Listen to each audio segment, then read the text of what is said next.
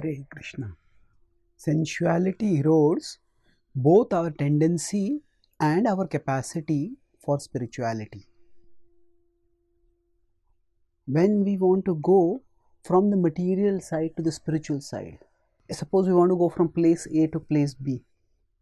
Now we need to have the desire to go there and we need to have the means to go there. So, we for example want to have the desire, why do I want to go there and how am I going to go there? Okay, I need to have vehicle, I need to have the fuel in the vehicle.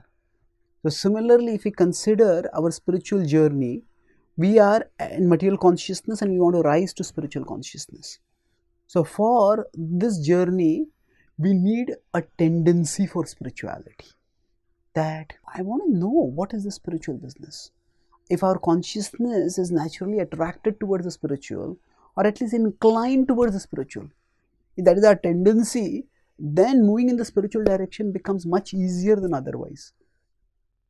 And along with tendency, we also need some capacity.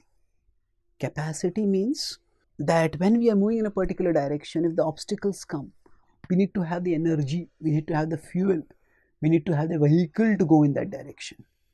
Unfortunately, if we indulge in sensual pleasures, the more we indulge thus, the more both our tendency and our capacity get eroded. The Bhagavad Gita cautions us about this.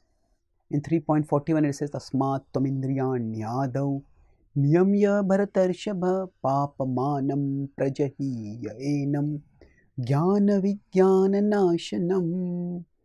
It says that kama, selfish desire, is capable of destroying both our knowledge and our inclination for knowledge. If we understand how there is a higher reality, what is that higher reality about? How can I perceive it? How can I realize it? That tendency is there within us once we at least have the knowledge. But when we lose that knowledge itself, then our tendency goes off. And sometimes, even if we have the theoretical knowledge that there is a higher level of reality, but our inclination is no longer there. That means our desires for worldly pleasures are so strong that we just don't feel any interest in the spiritual side. So the knowledge of spirituality creates the tendency to know about it, especially if we understand that spiritual reality is not just a non-differentiated oneness, but is an all-attractive Supreme Person who loves us and who wants us to love Him. Then that naturally creates within us a desire to explore that level of reality. And if we still indulge in worldly pleasures, then that inclination goes off. Whatever inclination is created by that knowledge, that goes off.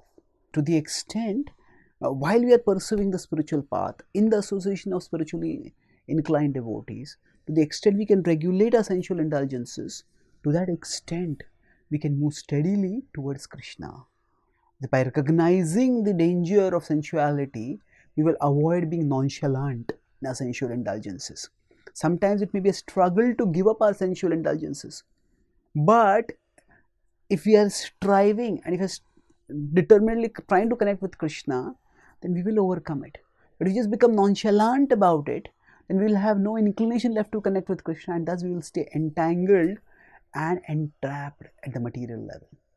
By recognizing the dangerous consequences of sensual indulgence, we will ensure that we won't have nonchalance which will trap us, and instead we will determinedly push forwards towards transcendence by practicing Bhakti Yoga and connecting with all attractive Krishna, and gradually and increasingly relishing higher happiness in that spiritual connection with Him. Thank you. Hare Krishna.